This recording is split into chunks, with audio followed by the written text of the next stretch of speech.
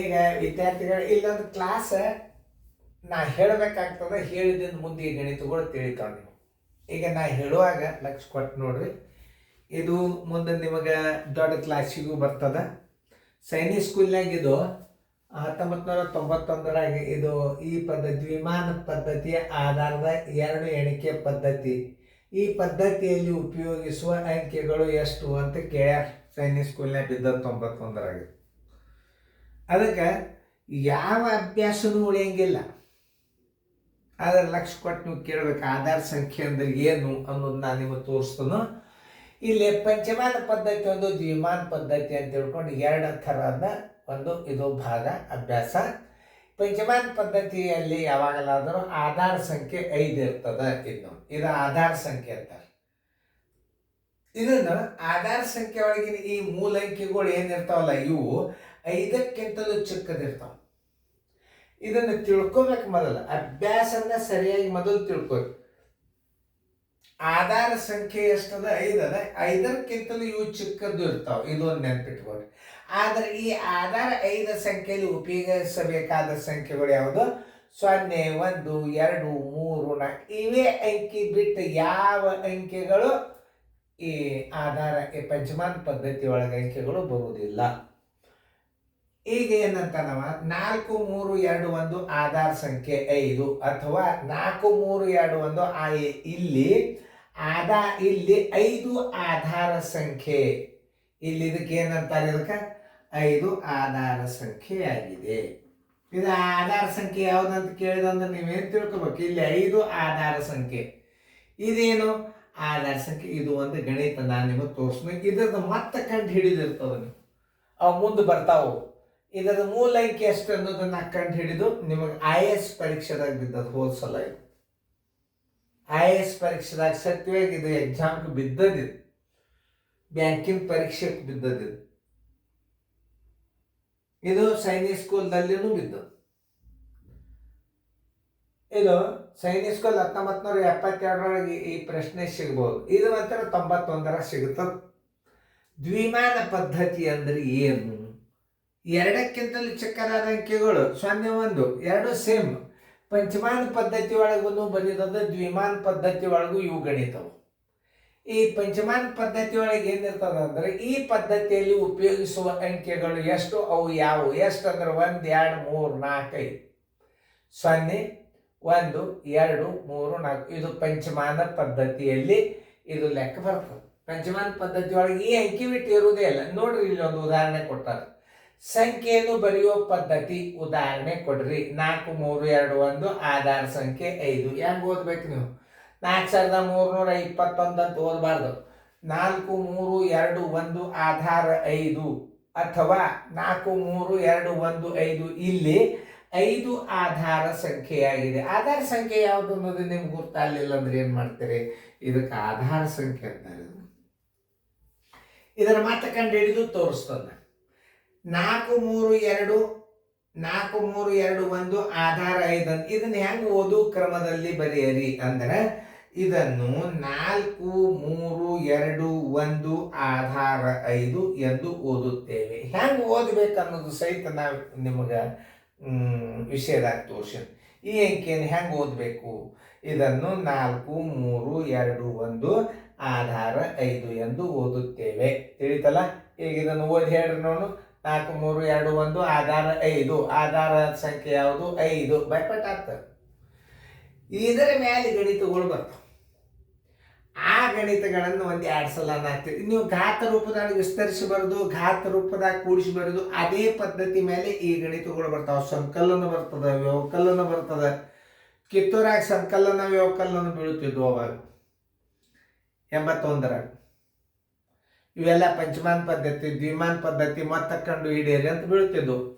ಈಗ 6ನೇ ವರ್ಗಕ್ಕೆ 7ನೇ ವರ್ಗಕ್ಕೆ ಇದ್ದಿರ್ಬೋದು. ನಾನು ಹೊಸ ಪಠ್ಯ ಪುಸ್ತಕ ನೋಡಿಲ್ಲ. ಇದು ನಿಮಗೆ ತಿಳಿತಲ್ಲ, ಇನ್ನೊಂದ್ಸಲ ಹೇಳ್ತಾನೆ. ಪಂಚಮಾನ ಪದ್ಧತಿ ಆಧಾರ 5 ಎಣಿಕೆ ಪದ್ಧತಿ ಅಂತಾರೆ. ಪಂಚಮಾನ ಪದ್ಧತಿ ಅಂದ್ರೇನು? ಆಧಾರ 5ರ ಎಣಿಕೆ ಪದ್ಧತಿ. ಈಗ ನೀವು 10ರ ಘಾತ ಸಂಖ್ಯೆ ಬಿಡಿ 10, 100, 1000 ಅದು 10ರ ಘಾತ ಸಂಖ್ಯೆಯ ಆಧಾರ ಪದ್ಧತಿಯ ಎಣಿಕೆ. ಇದು ಪಂಚಮಾನ ಪದ್ಧತಿ 5ರ ಎಣಿಕೆಯ ಪದ್ಧತಿ. ಆಧಾರ 5ರ ಎಣಿಕೆಯ ಪದ್ಧತಿಗೆ ನಂತರ ಪಂಚಮಾನ ಪದ್ಧತಿ ಅಂತ ಕರೀತಾರೆ. ಈ ಪದ್ಧತಿಯಲ್ಲಿ ಉಪಯೋಗಿಸುವ ಅಂಕೆಗಳು ಎಷ್ಟು? ಅವು ಯಾವುವು? 1 2 3 4 5 ಅಂಕೆಗಳು ಅವು. 0 1 2 3 4. ಸಂಖ್ಯೆಯನ್ನು ಬರೆಯುವ ಪದ್ಧತಿ ಉದಾಹರಣೆ 4 3 2 1 ಆಧಾರ 5 ಅಂತ ಅನ್ಬೇಕು, ಅಥವಾ 4 3 2 1 ಆಧಾರ 5. ಇಲ್ಲಿ 5 ಆಧಾರ ಸಂಖ್ಯೆಯಾಗಿದೆ.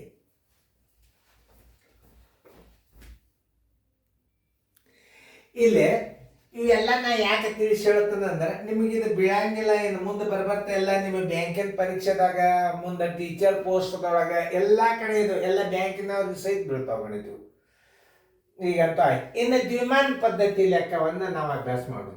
ದ್ವಿಮಾನ ಪದ್ಧತಿ ಅಂದ್ರೆ ಆಧಾರ 2ರ ಎಣಿಕೆಯ ಪದ್ಧತಿಗೆ ನಂತರ ದ್ವಿಮಾನ ಪದ್ಧತಿ. ಪಂಚಮಾನ ಪದ್ಧತಿ ಅಂದ್ರೇನು? ಆಧಾರ 5ರ ಎಣಿಕೆಯ ಪದ್ಧತಿಯ ಲೆಕ್ಕಗಳಿಗೆ ಪಂಚಮಾನ ಪದ್ಧತಿ ಎಂದು ಕರೆಯುತ್ತಾರೆ. ದ್ವಿಮಾನ ಪದ್ಧತಿ ಅಂದ್ರೇನು? ಆಧಾರ 2ರ ಎಣಿಕೆಯ ಪದ್ಧತಿಗೆ ದ್ವಿಮಾನ ಪದ್ಧತಿ ಎಂದು ಕರೆಯುತ್ತಾರೆ. ಈ ಪದ್ಧತಿಯಲ್ಲಿ ಉಪಯೋಗಿಸುವ ಅಂಕೆಗಳು ಎಷ್ಟು? ಯಾವುವು? 0 1. 2 ಆಧಾರದ ಅಂತಂದ್ರೆ 2ಕ್ಕಿಂತಲೂ ಚಿಕ್ಕದಾಗಿರುವ ಸಂಖ್ಯೆಗಳು 2. 1 0 1 1. ಈ ಸಂಖ್ಯೆಯನ್ನು ಬರೆಯುವ ಪದ್ಧತಿ ಉದಾಹರಣೆ 1 1 1 0 ಆಧಾರ 2. ನೋಡ್ರಿ ಬರೆಯುವ ಪದ್ಧತಿ ಹೆಂಗದ. ಈ ಆಧಾರ ಸಂಖ್ಯೆ ಬರೀ ನೋಡೋ ಒಂದು ಉದಾಹರಣೆ ಅಂದ್ರೆ ನೀವು ಹಿಂಗೆ ಬರಿಬೇಕು. ಹೆಂಗೆ ಬರಿಬೇಕು? ಈ 2ಕ್ಕಿಂತಲೂ ಚಿಕ್ಕದಾದ ಅಂಕೆಗಳು ಇರಬೇಕು, ಬೇಕಾದಷ್ಟು ಇರ್ಲೇವು. ಆಮೇಲೆ ಅಕಸ್ಮಾತ್ 3 ಬರಿಬಾರ್ದು. ಇಲ್ಲಿ ಪಂಚಮಾನ ಪದ್ಧತಿ ಅದ ನೋಡ್ರಿ. ಇಲ್ಲಿ 0 1 2 3 4 5ಕ್ಕಿಂತಲೂ ಚಿಕ್ಕದಾದ ಅಂಕೆಗಳನ್ನ ಬೇಕಾದಷ್ಟು ಬರೀರಿ. ಅದಕ್ಕೆ ಆಧಾರ 5 ಅಂತ ಬರೆದ್ರೆ ನೀವು ಬರೆಯೋ ರೀತಿ ಕರೆಕ್ಟ್. ಒಂದೇ ಅಂಕೆ ನೀವು ಆಧಾರ ಎಣಿಕೆಗಿಂತಲೂ ದೊಡ್ಡದು ಬರೆದ್ರೆ ಅದು ರಾಂಗ್. ಇಲ್ಲಿ ಆಧಾರ ಎಣಿಕೆ 2 ಅದ. 2 ಅದ ಅಂದ್ರೆ ನೀವು 2ಕ್ಕಿಂತಲೂ ಚಿಕ್ಕ ಅಂಕೆಗಳನ್ನ ಬೇಕಾದಷ್ಟು ಬರಿಬೋದು. ನಾ ಮುಂದೆ ಬರ್ದನ್ನ ನೋಡ್ರಿ, 2ಕ್ಕಿಂತಲೂ ಚಿಕ್ಕದವ ಬೇಕು. ಇನ್ನೂ ಒಂದು ಬರ್ಕೋರಿ, ನಮ್ದೇನೋ ಅದು ಇನ್ನೂ ಒಂದು ಬರೀರಿ, ಇದ್ರ ಉತ್ತರ ಸಿಗ್ತದೆ. ಆದ್ರೆ ಈ 2ಕ್ಕಿಂತಲೂ ಒಂದೇ ಒಂದು ಅಂಕೆ ಇದಕ್ಕೆ ದೊಡ್ಡದು ಬರದರಿ ಅಂದ್ರೆ ರಾಂಗ್. ದ್ವಿಮಾನ ಪದ್ಧತಿಯಲ್ಲಿ ಬರೆಯುವಂಥ ಸಂಖ್ಯೆಗಳು 2ಕ್ಕಿಂತಲೂ ಚಿಕ್ಕದಾಗಿರಬೇಕು. ಪಂಚಮಾನ ಪದ್ಧತಿಯಲ್ಲಿ ಬರೆಯುವಾಗ 5ಕ್ಕಿಂತಲೂ ಚಿಕ್ಕದಾದ ಅಂಕೆಗಳಿರ್ಬೇಕು. ಇದನ್ನು ಹೆಂಗೆ ಮಾಡಬೇಕು ಅನ್ನೋದು ನಾನು ಮುಂದೆ ತೋರಿಸ್ತಾನೆ. ಇನ್ನು 1 1 0 ಆಧಾರ 5. 1 1 1 0 ಆಧಾರ 5 ಅಥವಾ 1 1 0 ಆಧಾರ 5. ಇಲ್ಲಿ 2 ಆಧಾರ ಸಂಖ್ಯೆಯಾಗಿದೆ. ವಿಷಯ ತಿಳಿಬೇಕು. ಓದುವ ಕ್ರಮ ಬರೆಯಿರಿ. 1 1 0 ಆಧಾರ 2. ಇದನ್ನು 1 1 1 0 ಆಧಾರ 2 ಎಂದು ಓದುತ್ತೇವೆ. ತಿಳಿತಲ್ಲ? ಆಧಾರ ಕೇಂದ್ರ ಒತ್ತಕ್ಷರದು ಬರ್ದನ್ನ ನೋಡ್ರಿ, ನಡೀತದ. ನಾವು ಆಧಾರ ನೋಡ್ತೀನಿ. ನಮಗೂ ಕನ್ನಡ ಸ್ವಲ್ಪ ವಿಶೇಷ ಬರಂಗಿಲ್ಲ. ಆಧಾರ ಅನ್ನೋದು ಅದ ನೋಡಿ. ಆಧಾರ ಅಂದ್ರೆ ಯಾರೇ ತಪ್ಪು ಬರೆದಿದ್ದರೆ ದಯಮಾಡಿ ನಿಮ್ಗೆ ವಿನಂತಿ ಏನು ತಿದ್ದುಕೊರಿ. ಸರ್ ಇದನ್ನು ತಪ್ಪು ಬರದಾರ ಅಂತ ದೊಡ್ಡದು ಮಾಡಬೇಡ್ರಿ. ಫೋನ್ ಹಚ್ಕಿಸಿ ಸರ್ ಧಳಕ ಕುಂಡಿ ಸೀಡ್ರಿ ಅಂತ ಫೋನ್ ಮಾಡಬೇಡ್ರಿ ದಯಮಾಡಿ. ತಿದ್ದುಕೋರಿ. ಸರ್ ಧಾಕ ನೀವು ಕುಂಡಿನೇ ಎಳ್ದಿಲ್ಲ ನೋಡ್ರಿ ಅಂತ ಫೋನ್ ಮಾಡಿ ಹೇಳಬೇಡ್ರಿ. ನೀವು ತಿಳ್ಕೊಂಡು ಬರ್ಕೋರಿ. ಎಲ್ಲೆಲ್ಲೋ ಒಳಗೆ ಒಂದೊಂದು ಅಕ್ಷರ ತಪ್ಪಿರ್ತಾವೆ. ಥ್ಯಾಂಕ್ ಯು ವೈಸ್, ವೆರಿ ಗುಡ್. ಈಗ ನಾವು ಪಂಚಮಾನ ಪದ್ಧತಿ ದ್ವಿಮಾನ ಪದ್ಧತಿ ಬಗ್ಗೆ ಅಭ್ಯಾಸ ಮಾಡಿದೀವಿ. ಇದರ ಮೇಲೆ ಕೆಲವೊಂದಿಷ್ಟು ಲೆಕ್ಕಗಳು ಬರ್ತಾವೆ. ಘಾತ ರೂಪದಲ್ಲಿ ಹೆಂಗೆ ನೀವು ಬರೀತಿಲ್ಲ, 10ರ ಘಾತ 1 10ರ ಘಾತ ಹಿಂದೆ ಆಯ್ತಲ್ಲ, ಅದೇ ಇನ್ನು ಪಂಚಮಾನ ದ್ವಿಮಾನ ಪದ್ಧತಿ ಒಳಗೆ ಬರ್ತಾವೆ. ಕೂಡ್ಸೋದು ಕಡಿದು ಭಾಳ ತಿಳ್ಕೊಬೇಕು ನೀವು. ಅದು ಭಾರಿ ಇಂಟ್ರೆಸ್ಟಿಂಗ್ ಸಬ್ಜೆಕ್ಟ್. ಅದು ICIC ಅಭ್ಯಾಸನಾಗ ಬರ್ತದೆ ಅದು. ಈಗ ನೀವು ಇದನ್ನು ನೋಡ್ರಿ, ನೋಡಿದಿಂದ ಮುಂದಿನ ಗಣಿತಗಳು ಭಾಳ ಸರಳ ಆಗ್ತವೆ. ಇನ್ನೊಂದ್ಸಲ ನಾ ಹೆಂಗೆ ತಿಳಿಸಿ ಹೇಳೀನಿ ಅನ್ನೋದು ನೀವು ವಿಡಿಯೋ ಪ್ಲೇ ಮಾಡಿ ನೋಡ್ರಿ, ವಿಡಿಯೋ ದೊಡ್ಡದಾಗ್ತವೆ.